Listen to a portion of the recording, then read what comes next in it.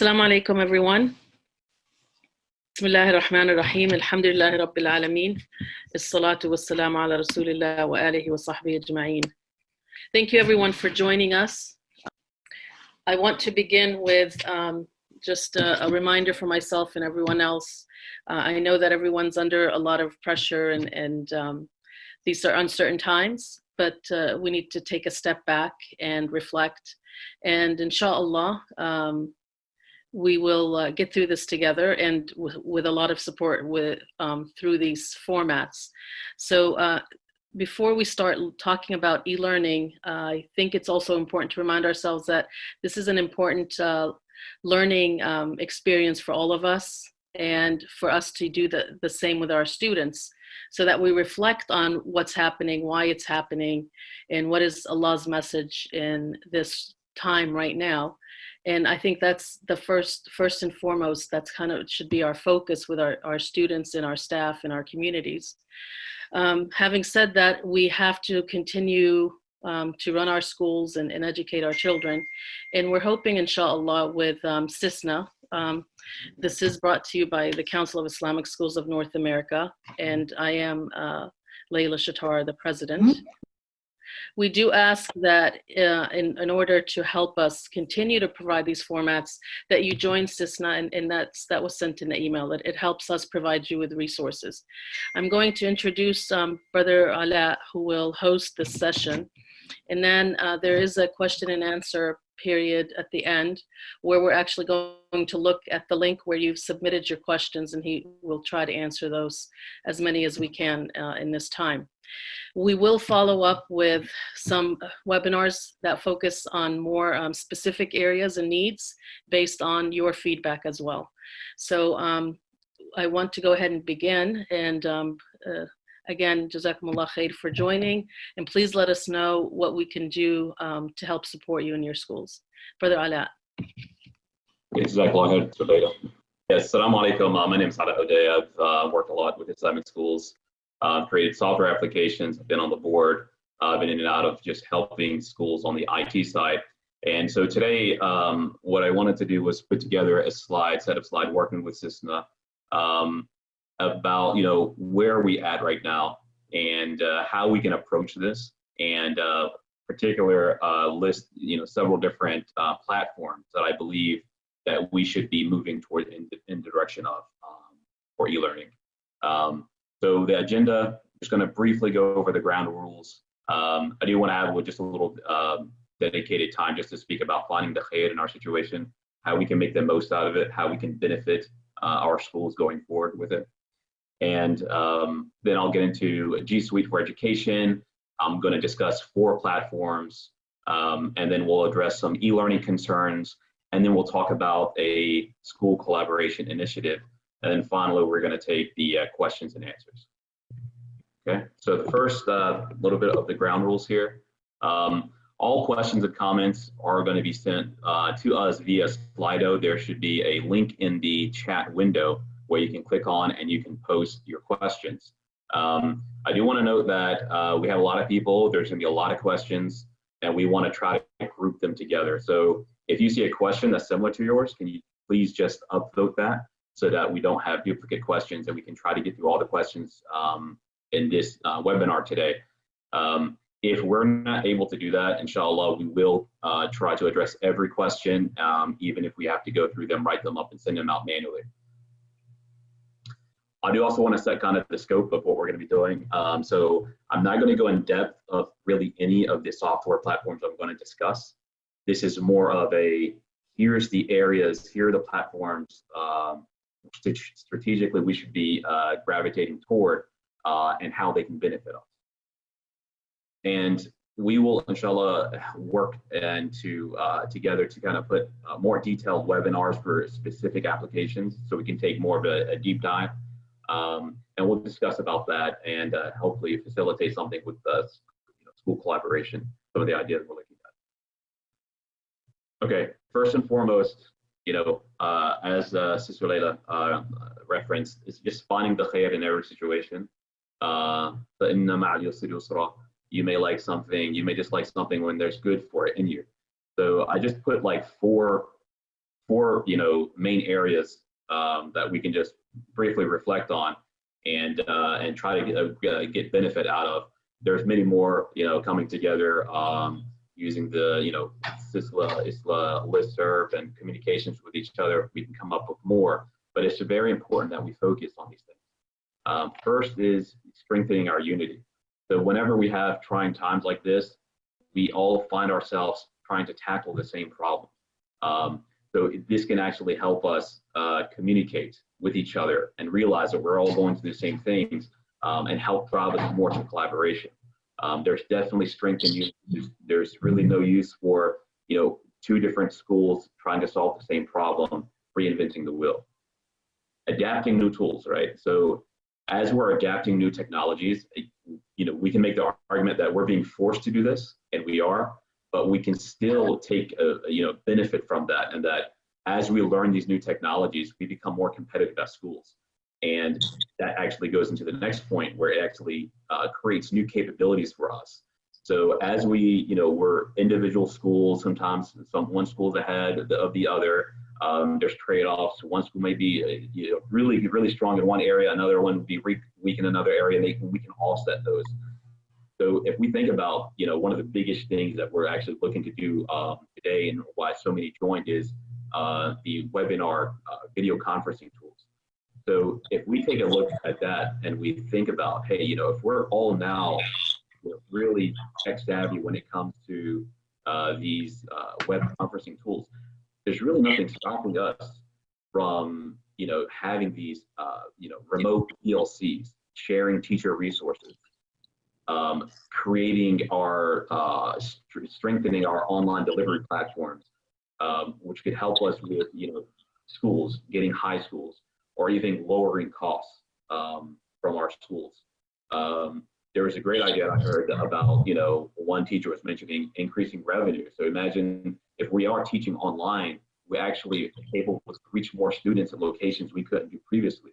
So maybe that is a source of revenue that we could actually pull in. And then teaching remotely itself. Maybe there's a really great on teacher in one school, and as they're teaching, they have this great methodology. Maybe we can actually share resources that way. So these are some of the things just to keep in mind as we're going through these times, as we're creating, adding more technical capability in our toolbox. And then finally, this is troubling times. This is where our iman, we show our iman and our strength. It's very, very easy to be a very good Muslim when everything is going right. So we have to make sure we take a step back. People are very under a lot of stress, a lot of admins, teachers, they're going through a lot of unknown. But this is when we, aqil wa tawakkul, we plan, and then we leave the rest to Allah, inshallah. So I just wanted to mention that before we get started. So the most important thing really to take away from this presentation is that every single school should really be on G Suite for Education. It is absolutely free, and it takes 10, 15 minutes to fill out the initial portion of it. And you could get unlimited email accounts for your school. You'll get access to the whole Google ecosystem, and that's Google Drive, Google Docs, Google Classroom, everything. And something that's very important is it allows a school to take ownership of knowledge, data, email accounts, because typically what tends to happen is we're using our personal email accounts, and sometimes knowledge is lost. And when we're managing our schools, we want to make sure that we have all of our knowledge in the system. We don't want tribal knowledge. One person knowing or having access to all the knowledge when they leave, it goes with them. We don't want that. Google Suite for Education can help us with that. And then also, remember, when we're doing things, we want to make sure we have long-term in our minds as well. I know we're struggling a little bit trying to just how to perform, get Google Suite for Education just to be able to do the online classwork and just to have virtual classrooms. But it's something to keep in mind. It is a prerequisite for the next stage, and that is getting devices. If we want to get any of your devices or in a classroom, Chromebooks, definitely the way to go. You need G Suite for Education before you go there. The devices itself, just briefly on that, by far the easiest to manage. and very powerful filter. Okay, so what platforms will we actually be discussing today? So we're going to discuss Google Hangouts, we're going to talk about Zoom, and Google Classroom. Again, these are going to be kind of very high level. We're not going to get into details of how to do exactly certain things. I'm just going to talk about some of the features of why we feel these are the platforms to gravitate towards. We'll also talk about another aspect that we have to keep in mind as well. If we're working remotely as a distributed team, staff members need to be in communication, and that can be difficult with a distributed team, and sometimes email will not be enough. So we'll talk about Slack and how you can very easily create your own Slack workspace. Okay, and lastly, what we'll talk about is the initiative to support school collaboration. So we're all in this together, and how do we have different ideas, not just for the current situation we're in, but even ongoing. Is there a way that we can all share, that we can share best practices and learn from each other on an ongoing basis? Okay, so Google Hangouts, Meet. So Google Hangouts actually has two components. There's Meet and Chat. Meet is basically the video conferencing software, and Chat is basically the chat. And it's combined together into Google Hangouts. So by default, if you have Gmail, you have Google Hangouts. And if you have Google for Education, you also have Google Hangouts. Now, there is a limit to the number of people you can have on there. I think in our situation, it doesn't really matter to us, this portion of it. So you can have up to 100 members per call for the G Suite Basic users. But even for that, right now, we actually have, there's been a temporary relaxation on that limit, and because of the coronavirus, so they're allowed up to 250 users, and that's basically the enterprise feature of the software. Another, what you basically see here, I highlighted, are the things that are temporarily available because of coronavirus. The ability to record and save to Google Drive, you don't get that by default. That is considered an enterprise feature, but it is being turned on just because of the coronavirus. They have dedicated links per class, which is helpful. So you can send out a link and it won't change. People can join. There's integration with the Google Calendar, so you can do one-click meetings. You can do the basic screen sharing, documents, spreadsheets, presentations. The calls are encrypted between all users, which is very helpful, especially when talking about student data and being compliant with the different organizations. The ability to dial in, we can dial in remotely. You can dial in with a phone. So if there's some internet issues, you can actually use your phone to dial in. To have limited capability there. And one of the cool features that it does have is it does actually have real-time AI-generated closed captioning. So as you're speaking, it'll actually transcribe it for you on the bottom. To start, you just go to meetgoogle.com. It's very simple. You just go, you go to meet.google.com. You can type in whatever your name, your class names. So. And continue, and then it'll launch your class, and it'll actually launch it for you. You can have two ways basically to join. You can do a join now, or you can do present. You should always do join now, and that's basically how you launch it. As far as web conference tools, Google Hangouts is very basic. It's fine if that's what if you want to use that as a school, you can get by with it. But when I show some of the features of what Zoom has, it's much more powerful as far as a video conference software. That's basically Google Hangouts. Again, there's not really any advanced web conferencing tools there. You can basically share your screen, have chats on what's going on. The main reason I really believe that Google Hangouts you would benefit the most out of it is really because it comes for free with Google Education, and it's really integrated. So if you've set up your classroom already and you have students, it's very easy to launch a web conference, right? You don't have to do duplicate data into another system, let's say like Zoom or anything. Your class is already there.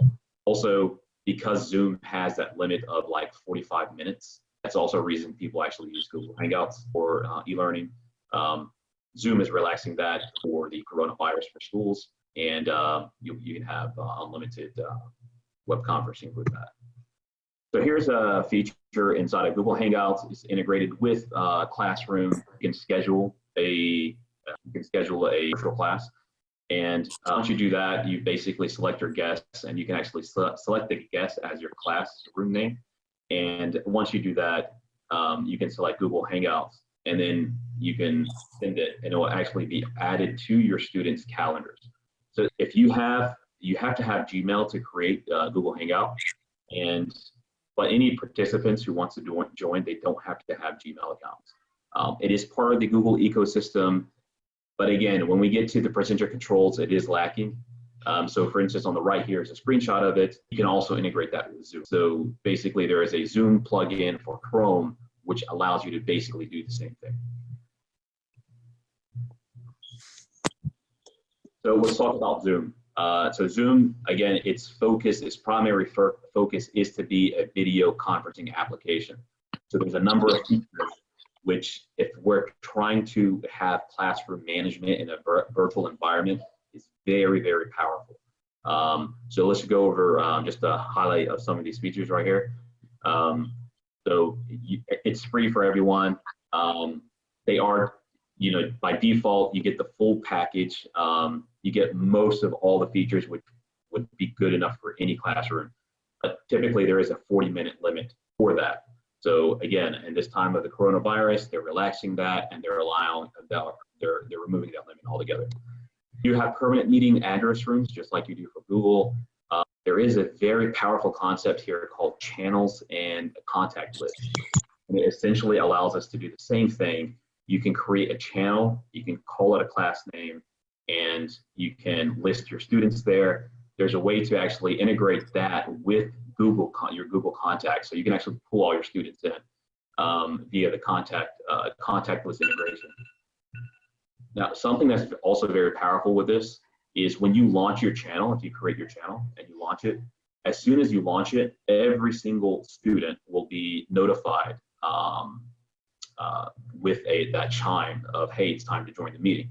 So that's very powerful if you have this environment where you don't know where the kids are. They're in different rooms, they're different, obviously different places, distributed classroom. That's very helpful. Reminds kids to join classroom. As I mentioned earlier, there's an extension for Chrome, Google Calendar, and Drive. So where Google, you have to have the enterprise to save the recordings. There's actually a free plugin for or integration with Zoom where you can save it to your Google Drive, basically. Recording meetings and chats, very powerful. Again, the powerful thing here is you can actually save chats of individual students. So if you want to get their audio, you can actually save their audio and chats individually. So that's very, very important. So if we want to go and examine how a student's conduct was, we can actually do that, isolate it, send it to the parents. Full presenter controls. So this is by far like one of the hands down, one of the most, one of the reasons why I favor Zoom over Google Hangouts. And you have full presenter control. So you can mute any student very quickly and they can't unmute themselves. You can hide them, so you can stop their video from being shared with the class. So like for instance, we have some people on video. If there's a distraction, I can hide them so the rest of the class cannot see them. And then you can actually place individual participants on hold. So I can take an individual, if they're acting out or whatever, I can actually take them and place them on hold, and they'll be in their own session individually. I can join them, maybe speak with them, and then bring them back into the classroom or into the virtual class. There is also the ability to do breakout rooms. So imagine if we're all here together and we wanted to break out into separate sessions. Very important. If you want to do group work in a classroom, you can do that, and you can either allow Zoom to you pick the number of rooms you want to break up into. Zoom can randomly place participants in those rooms. They would then be in the rooms in a web conference to themselves. As a presenter, you can join them. And you could also manually select which participants go to which rooms. Again, this is very important. Group discussion, group work, having the kids communicate with each other. You can also mirror your iPad or iPhone. So just like when you share a screen, there's an option to share your iPhone or your iPad. So if you have something on there you want to share with the class, very easy to do that. Virtual backgrounds. This is, you might think this is something simple, but that's actually is pretty important, right? So this is who I am now. If I want to change it, actually, let me show you where I'm really at. I'm just basically on this. But again, sometimes, you want to have something in the background where, maybe it's just a little more professional looking. Maybe it's for distractions. I can be like an Al Jazeera newsroom or something. Even you can have some type of videos in the background where it looks like I'm doing stuff. So, I mean, just showing it to you, some of this could be important to you, maybe not, but it's just a cool feature to have. Again, I think that the most powerful feature out of it is to minimize distractions by not showing anything in the background. Also, you may be in a certain room where you just don't want people to see what's back there. So actually, it's very important to understand it, because your students will start to share their, change their virtual background while you're teaching, and get fun. It's a way to interrupt class momentarily. It's fun. Yeah, that's true. That's true. You can very good point. But that's also where you can actually hide their videos. So if they are doing stuff like that, you can just hide them where they can still hear, they can still interact, but they're just not causing the visual distractions for the class. So that's the virtual background. Okay, attention tracking. So this is also very helpful. So if I'm sharing my screen and I can tell when a student is actually not looking at the screen that I'm sharing. So this is called attention tracking. I'll show a screenshot on that just shortly. Multiple screen sharing, so we can have multiple students share the screen at the same time, and then you can toggle between the shares there. If you have dual monitors, you can actually set that up. So if you have dual monitors, you can actually see both of multiple screens, and you can toggle between them, which one is shown or not. Closed captioning, just like the Google Classroom has, Zoom has it as well. I think maybe the Google Classroom is probably a little stronger, but it's still there. And just to note, if you looking at these, to be honest, when I was doing research on this for the Google Hangouts versus Zoom, I did not know which one, because I've used Zoom a lot for work, but when I started looking into a lot of the features, it was hands down the best platform for schools to move forward with. Not saying Google Hangouts you can't use that. You can. It has basic, web conferencing tools. You should be good to go with that. But if you want some of these advanced, tools to manage the virtual classroom, Zoom has a lot of features. Okay, so this is what I was talking about: channels and contacts. So you can go into the channels. So on your Google, once you install your Zoom, the Zoom software, you have basically a dashboard, and you can go into the dashboard and you can navigate to contacts, and then from there you can go to channels. You click on create channel, and basically you create a channel and you can invite people to that. You can send a link out, they click on it, and they're enrolled into this channel. And if I want to, again, start a class meeting, I simply just go and click on invite to meeting. Once I do that, it will bring up, it will ping everyone in that channel to join immediately. So that's cool. You can also schedule stuff like we showed earlier with Google Classroom as well. It also comes with Zoom chat, so you can chat within a channel, similar to like what you would have in a classroom setting, similar to like what Google Classroom offers. Do that as well. Here are some of the Zoom presenter controls I was talking about. So here on the left, you can basically see I can do mute all, unmute all. There's actually some really nice non-verbal communications that the participants can do. So they can say, yes, no, go faster, and some other things, just to kind of give you a visual aid of that will show on their participation pane on the side that you can then keep your eyes on, so students can use that. On the right here, if you click on individual students, you can actually see, you can put someone on hold, you can stop their video. Here on the left, you can actually mute them as well. So again, these very important tools when we're talking about managing a virtual classroom. So here on the right, you can see this icon right here. So this is where a participant, I'm sharing my screen, but the participant has navigated away from that screen. So this is a visual indication of their attendance, right? How are they paying attention to what's on the screen? Again, when we have 15, 20 kids in a room, And if we are doing this type of visual communication, virtual classroom is very important. Okay, Google Classroom, I can show just very briefly about this. You create a virtual classroom, you can create assignments, you can auto grade where possible, as long as you don't have like manually, any questions that are manually require manual grading, like essay questions or whatnot. It has a grade book. You can do class chat and video. Now, Brother Imran sent an email out on the ISLA listserv, which I thought was very good. It was just right at the right level, not too to depth, not where it's overwhelming, but it's a great introduction. I placed a link here just to shout out to him. I thought it was a really great video. So you can definitely use that as a more in-depth tutorial. What I will do though is just navigate to show you what it looks like. Here's just the basic concept of what Google Classroom is. So here's a stream. You can think of a stream as just basically interactions, right? Interactions between you and the class and the students. So you can post things, they can submit files, assignments, everything there. Classwork, this is where you can create assignments. So if you need to create any type of assignment, you can do that here. You can type a quiz assignments, questions, any type of assignments, basically is where you go to classwork. I did want to show this. So those of us who are actually using Chromebooks, this is a very powerful feature. So you can actually use lock mode in Chromebooks. So if you're taking a quiz, I know cheating is a big thing that comes up. So if you're actually using Google Chromebooks, then you can actually use display the quiz in a blank in what's called a lock mode. And that's basically where they can't navigate anywhere outside of those tabs.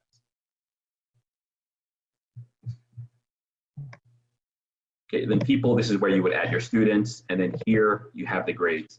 Again, I think as far as LMS type stuff, this is definitely the place you want to be, Google Classroom. So I would say the video conferencing tools, definitely Zoom, LMS, where you're having a class, creating assignments, doing grading, submitting stuff back and forth, courseware type, that's where LMS systems operate in, definitely Google Classroom. Okay, so the next thing I want to talk about, so we talked about the video conference software, and that's basically student-teacher relationship. And we talked about LMS, Google Classroom, hands down, best for that. What I would say next is something that we should talk about is the actual staff collaboration. So now if we're operating in a distributed remote setup where you have your teachers, how do we stay engaged with each other? How do we communicate with each other?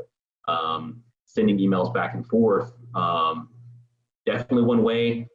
There's a lot of areas or gaps with that medium of technology, that communication. So this is something where your messaging platforms really operate well in. And Slack is, a very favorite message communication platform for a number of reasons. And what's really cool about this is you can create your own Slack workspace, and it literally will take you 5 minutes to set this up.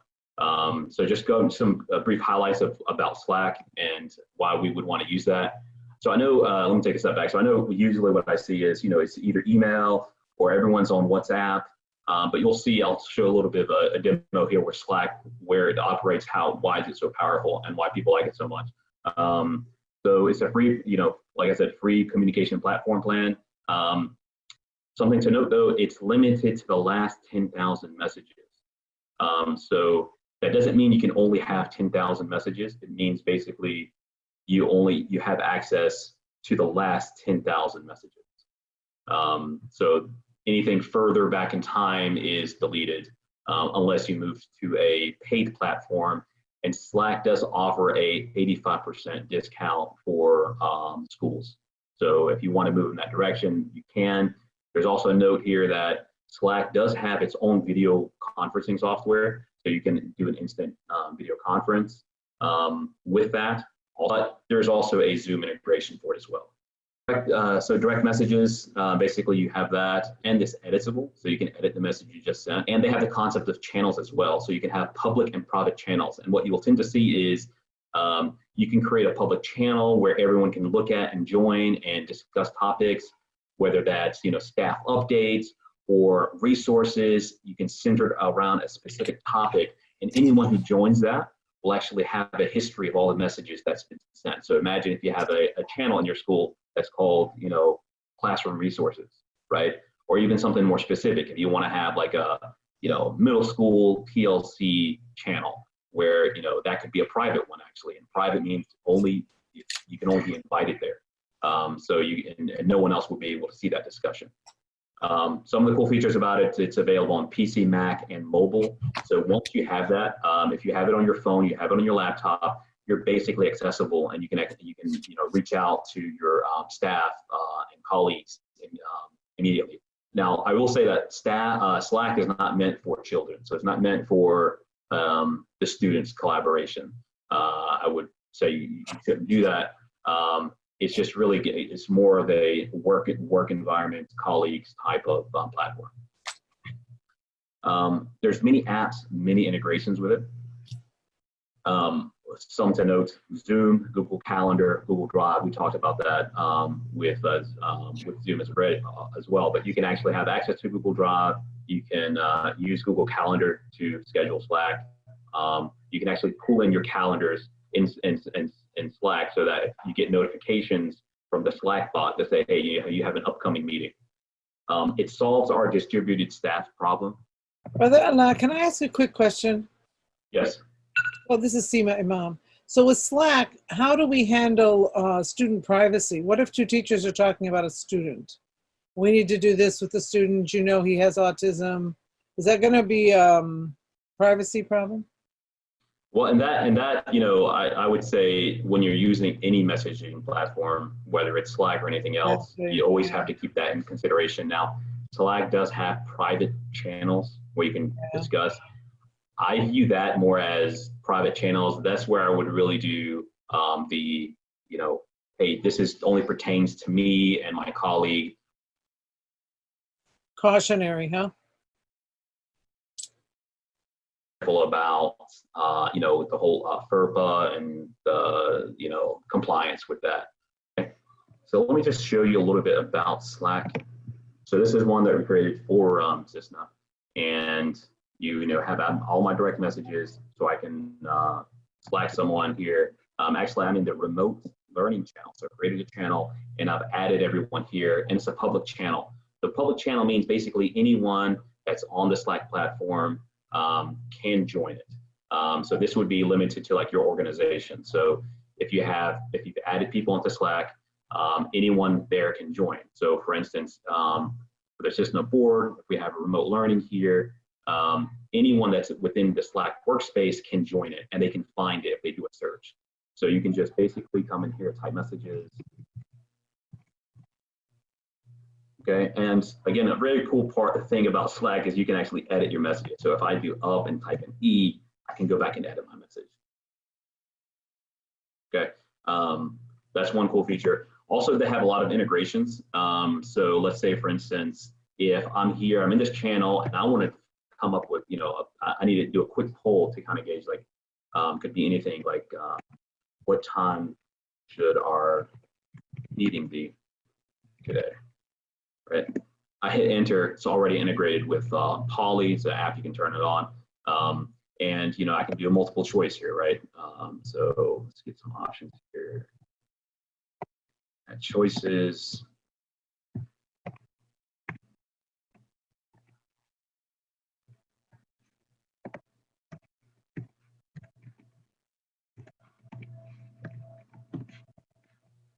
Okay.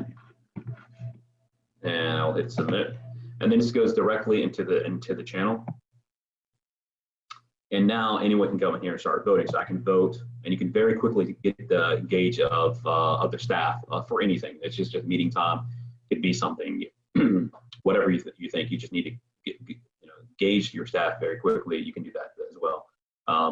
You can have, you know, if I go click on add a channel, I can click on, this is where if I have a channel, let me go back, show you that. So I click on add a I can first do browse channels. So I can try if there's an existing channel, right? It's going to show only public channels or private channels that I'm a member of. So you can see here, there's a padlock for CISNA board. So this is only members can actually see this.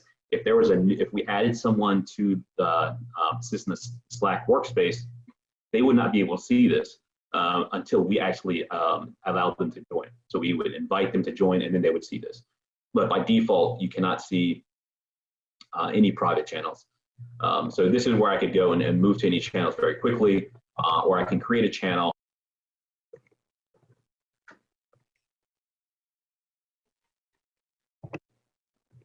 Then from here, I can actually say, okay, is this going to be a private or public channel? So if I can make it private, no one else can join. Or I can make it where it's public and anyone can get. So I click on create. It's that easy thing. I can just basically start adding people. Okay. And basically, you can see where the power comes in here. We can just share channels. You can add channels, remove channels. And of course, you can do direct messages. There's even, you can build in different, even Giphies here for.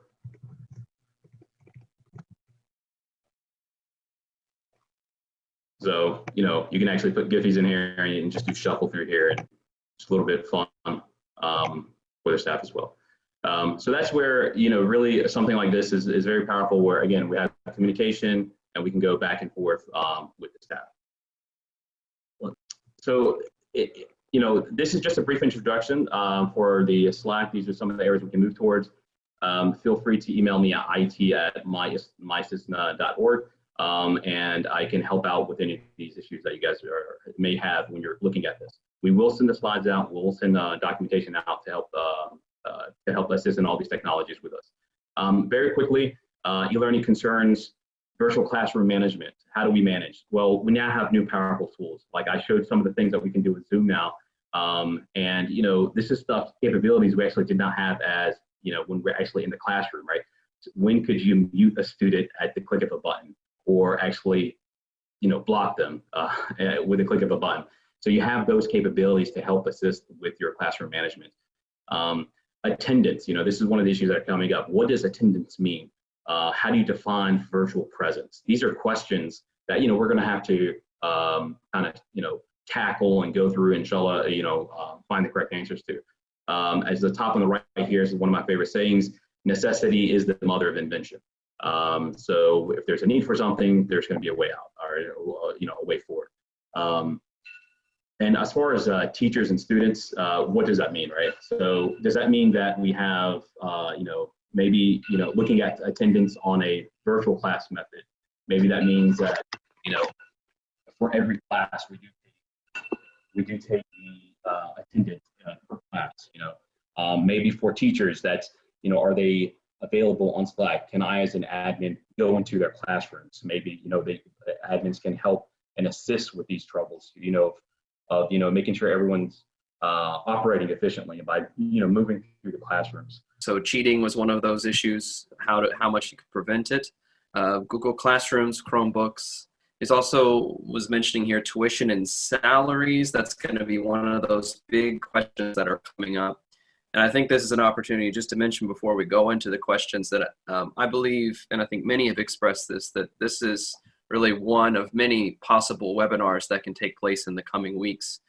Because now once we start to get any e-learning set up, there's really a lot of other big questions coming up. And Sister Sophia did share a document that talks about many of these questions, such as tuition and salaries. Are there going to be issues with people paying the tuition? Is that going to affect how much salaries we can pay? What are the laws that affect that? And then also considerations about devices. As each school is going to be in a unique situation, there isn't one size fits all e-learning plan, and that really depends on your demographics and the access that your families have. Brother William, can I just add that one of the things that you will need to do if you haven't already done so is send out a survey, a very brief survey, to assess what devices your families have and how many children. We sent out a very brief survey with about 5 questions. Do families have internet access? how many devices they have at home, and how many school-age children would need to be on those devices. There are, even as we speak, there are companies that are providing free services or low-cost services. I just received a notification that T-Mobile is offering hotspots for $10 a month. So what it will do is, inshallah, gather more of those resources, especially because we know a lot of our families won't have the devices or the tools necessary. And so we'll share some of those resources, inshallah, as we get them. No, thank you very much for sharing that. To look at the survey link that was sent out. There have been some updates to that, and also in the chat box. And there are lots of amazing questions out there. With the time that we have now, saying in the next 10 minutes or so, I would look at what I saw were some of the most common themes. One of them seems to be about making the lessons interactive. So not one way, but having more student participation and not making it simply a lecture. There were other questions that came in there too about having a live lesson versus a recorded lesson. So something like YouTube versus making something on Zoom or in the Google Meets that we saw. And this all comes on the kind of the CISNA, kind of the collaboration slide. Just briefly, again, the purpose of today's meeting is really for us to kind of come together, very, high level strategic platforms we should try to, gravitate towards. Now, we have tons and tons of questions, and of, the questions that we just had, they're going to be at best addressed by everyone. Okay, so for instance, you're going to have one teacher that's doing something amazing with some interactive platform, creating a means where that particular teacher can share that very efficiently and effectively. That's where we're looking on CISNA. We're talking about, how do we get the school collaboration initiative going? One of the ideas we're toying with is to create a CISNA Slack workspace for all of us to collaborate together, and not just CISNA. ISLA, all organizations coming together on a single platform where we can share ideas together. Because again, someone's solving these problems. We all have questions. We need to be able to address those and list them. So right now, if we have it somewhere, maybe someone's emailed something somewhere, it can be kind of cumbersome to go back and search email. So maybe something like the Slack topic-based channels, where we can have channels, whether it be, interactive learning channel, everyone's free to post, read what different school teachers are doing, or it can be something specific, maybe like even third grade Islamic studies, I think that's the big takeaway from today's presentation is we all have these questions. We're all trying to learn. I see a lot of questions about long-term closure and some other things. I'd like for us to focus on the initial phases of launching e-learning, because we will, inshallah, plan more webinars and answer questions as we move along. I'm more concerned about schools who really want to get started and need some support in that aspect, and we will address more specific things along the way. These are the questions that are in the Slack link that was sent out. Oops. Slido, I mean.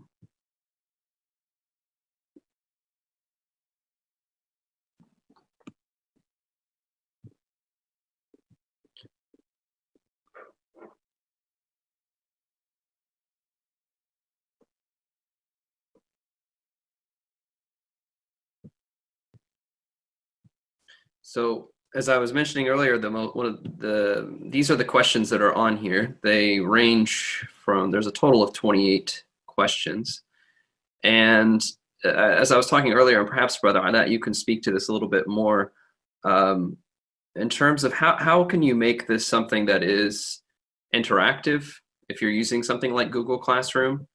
And what about with some of the younger students? That seemed to be one of the most common themes. A lot of people seem to feel that for upper elementary, Middle school and high school, they're not so worried, but they're worried for anything less than, younger than that, so 3rd grade and below.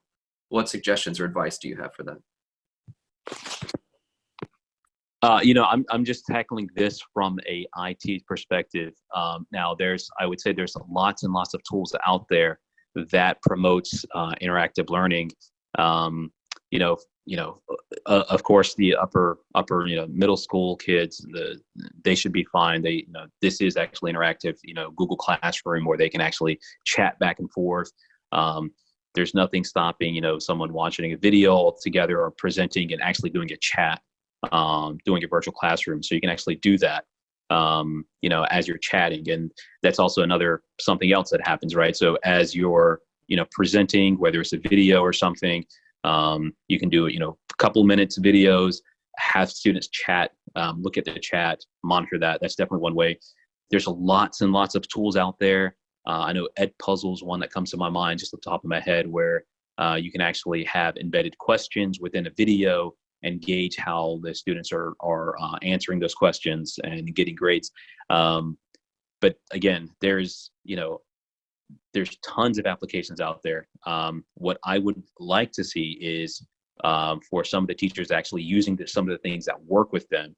And I know typically, we all have students, teachers who are working at the middle school level, high school level. They're doing these online platforms. The challenge is, I don't think we have a lot of people actually working on the interactive for the lower elementary. So I think we're going to build that capability over time. So that's why, again, I think it's really important for us to be able to have some teachers trying different things and sharing with others what works. So if we have anyone who's on that would like to share some thoughts on that, because I think this is one of the most common questions, is how do we keep students engaged through this platform?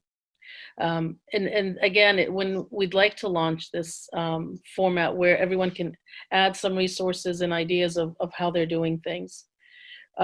You might also want to be careful to make sure that when you launch e-learning, that students are able to actually sign on.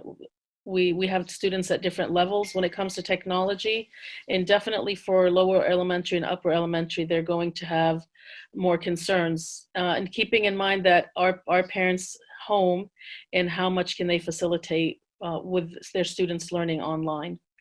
So if anyone would like to share some things that they've put into practice already, this is an opportunity to do that. Assalamu alaikum. Wa alaikum assalam. So if you do another one of these next weekend, we'll be able to share more what we're doing. We're just starting the process this week, inshallah, but it's going to be pre-K and up. So hopefully it will go well. Okay. I mean, I know for us, we launched Zoom and Google Classrooms for high school and middle school, and we're waiting to do that for elementary till next week because we just weren't ready for it. So yes, inshallah, we will plan a series of these. We're going to look at the feedback we get from this webinar and see what it is that we need to address, and inshallah prepare the next one. And inshallah work on also being able to have more attendees than 100, since we maxed out so quickly.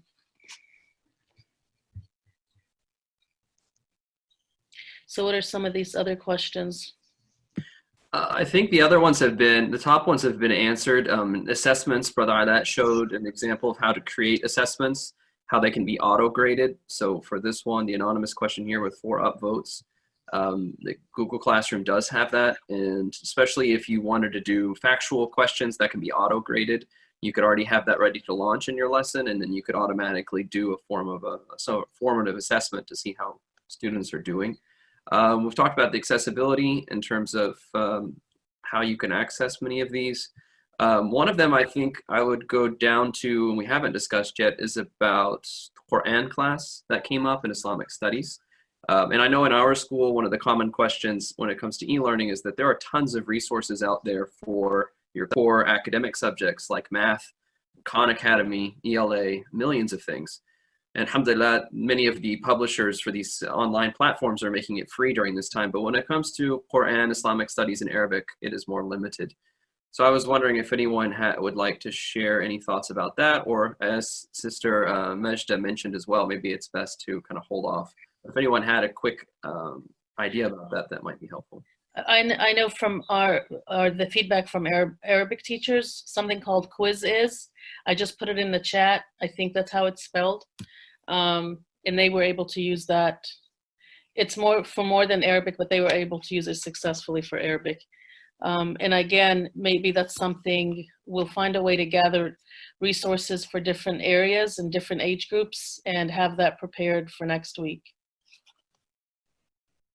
And also for Quran, though, kids can, I mean, the teachers can lead the class on Zoom or through Google Classrooms.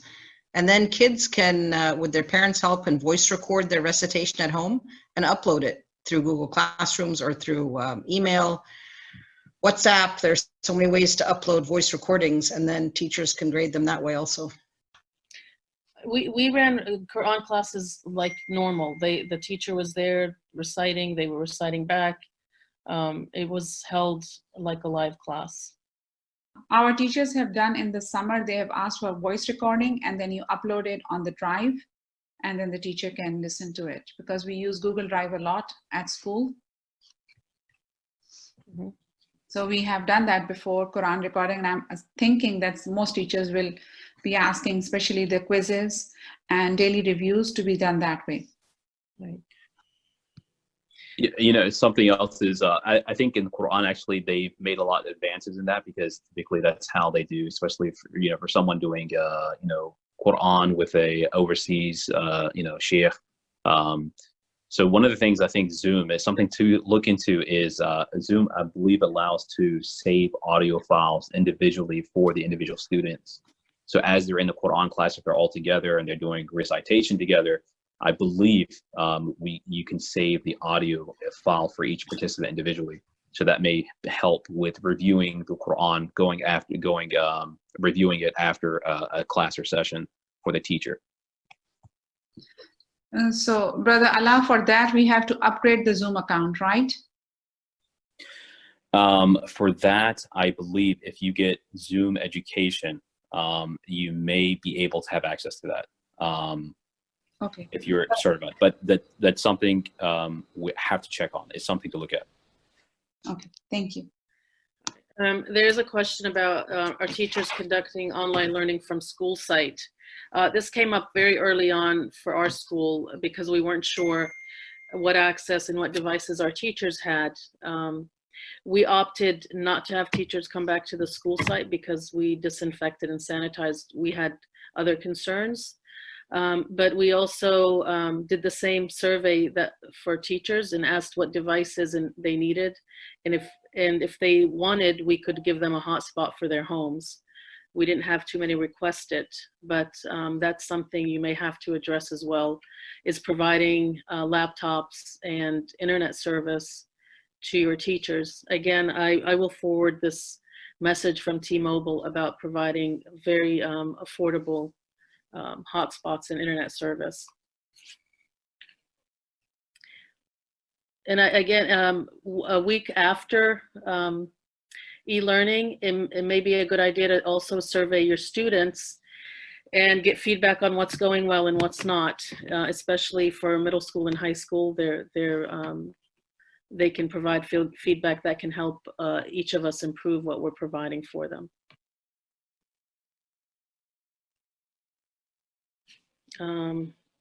As far as I wanted to address also the salaries for teachers, and I think someone mentioned this, as long as parents feel like the instruction is valuable and that their children aren't missing out, there isn't going to be a lot of pushback about tuition. The concern becomes is how many of our families are having to stay home from work, and how much it affects their income.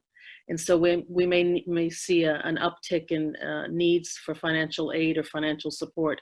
Again, I would just continue to communicate with all the stakeholders to see what their needs are, and reassure them that we're going as community service organizations, we're going to try to do our best to support them.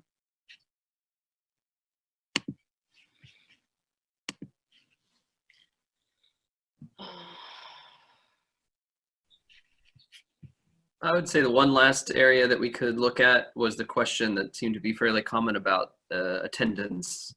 How do you take attendance? How do you monitor students to make sure that they're actually attending? Same thing for staff as well. Sister Majda replied to that down here, mashallah. She mentioned attendance can be gauged by submission of lessons and lesson plans and by submitting assignments and Zoom presence. And that was one point there. I don't know if there's anyone else that would like to chime in on any thoughts on effective ways for doing that. Are we talking about students' attendance or teachers' attendance? You could start with students and then perhaps staff afterwards.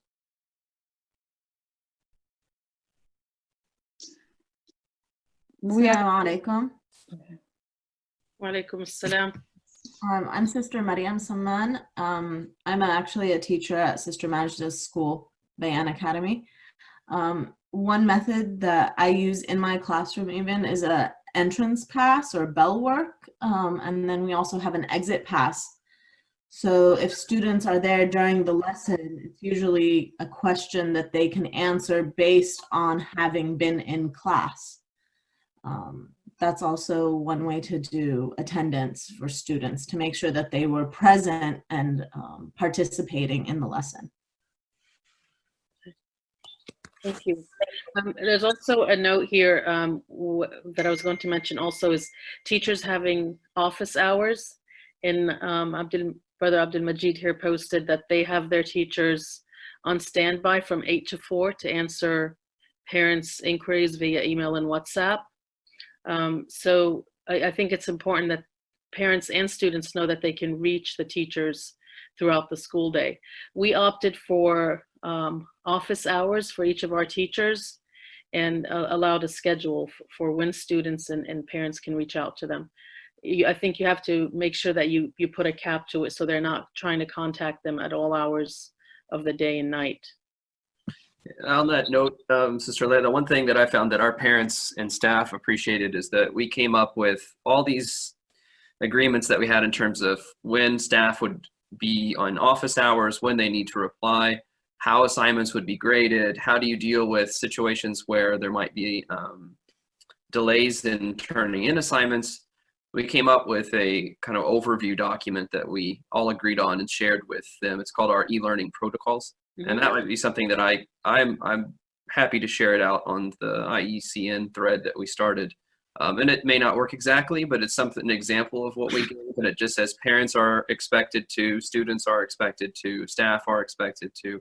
And that way it just has a simple summary of everything, all those main points. And I think that really helps with clarity. So it helps calm people to know exactly what the expectations were, when to expect the assignments to be posted, how often, etc. I would just like to share something as someone working from home a lot. Something that is to keep in mind is, there's great articles out there for teachers to read about separating the work life from the home life, creating, maybe dedicated space somewhere, because there is this whole different dynamic that happens when you tend to work from home. Things come up, different things. It could also increase a lot of stress. So for instance, you could feel you're always on, so different things like that. That is something I would really recommend a lot. There's great articles out there that talk about balancing, work and home when working remotely. Both great points. Brother William, we'd love to have you share those documents, and thank you, Brother Ala. We also created a new modified behavior expectations for students, a contract that we had them sign as well. And again, we didn't know what to expect, but we sent out, there was a list of expectations of, in the live classrooms, how they were to dress, how they were to behave, what they could and couldn't do. And again, things like they were already putting filters on the teachers during the class and taking pictures of it and sharing. So things are going to come up that we haven't encountered before, and we have to prepare as much as we can, but also continue to monitor to see what changes we need to make. But again, I think as was mentioned, that putting out the expectations out there in advance of everyone, teachers, parents, and students in this new format is really important. Brother Abdul Majid would like for everyone to introduce themselves. I think it would be great for us to also to have some contact. If you can put your names in the chat in what school you're with. I think people are curious who's on the call. Assalamu alaikum. My name is Hisham, and I actually volunteer at Al Huda Academy. Actually, I have a note to make in addition to what Brother William mentioned, especially for the younger kids. One thing to keep in mind is the amount of time or the length of time you're going to have them sit in front of a computer monitor.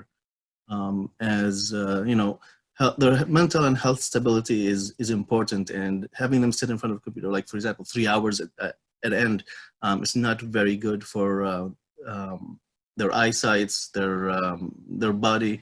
Not to mention that you need to teach them also proper posture when they're sitting in front of a computer, so they don't be carrying a lot of weight while they're sitting down. I mean, you're going to need a lot of help from parents in these situations, but keep in mind how long you're going to keep those students looking in a monitor. Maybe put a substantial break between 2 classes or even every class to ensure that we're not making their health go down as they're trying to learn. It's an excellent point, especially as we're looking at, you know, initially we were looking at 2-week closures. Now we're looking at 4 to 6, maybe 8, and Allahu Alam where that's going to go. But those are excellent points, ensuring that the kids are actually getting some exercise and moving and not just sitting in front of their devices all day.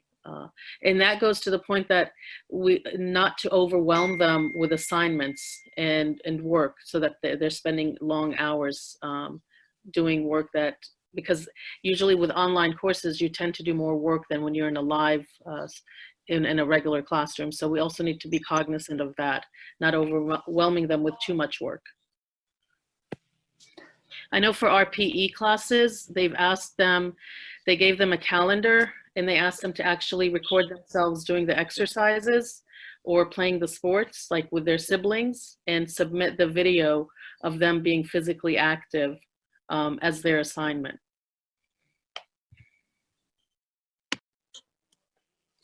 That is great. That is great. That's a great point. The very, very important points, the, you know, exposure to devices, and then the ergonomics of how they're sitting and everything. That's great. I think as far as this session, I think we've actually reached the limit. We will have the chat, so the Zoom will save the chat for us. So we'll have questions there. We have everything that's on the poll. What we'll do is we'll follow up. We'll get these resources together and send out an email.